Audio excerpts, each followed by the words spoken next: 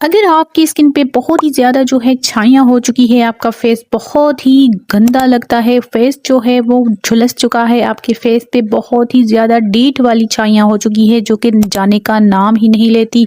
जो आपने क्रीमें भी लगा ली, आपने सीरम्स भी अप्लाई कर लिए, अच्छे-अच्छे महँगे वाले साबुन भी अप्लाई कर लिए या फिर आपने जो है घर के पैक भी बना लिए, लेकिन आपका जो है छाइयों का मसला हल नहीं हो रहा, तो ये टोनर आपकी छाइयों का मसला हल करने वाला है। कैसे बनेगा फुली देखिएगा। इसमें सबसे पहली चीज़ चाहिए हमें चावल, इसको अच्छे से साफ़ करके आपने बॉयल कर देना है और जो है उसका पानी हमें चाहिए, इसको बस 5 मिनट के लिए आपने बॉयल करके उसका अलग कर देना है पानी, क्योंकि हमें पानी ही चाहिए, चावल नहीं चाहिए। तो इसको आपको मैं दिखा रही हूँ कि मैंने इसको हाफ़ कुक कर दिया था, हाफ़ कच्चे रह गए थे, तो कच्चे पक्के हमें चाहिए। तो इसका पानी हमें चाहिए। अब इसको जो है अच्छे से हम छान कर इसके पानी को इस्तेमाल करेंगे। इसमें और भी चीज़ें जाएँगी जो हमारी स्किन के लिए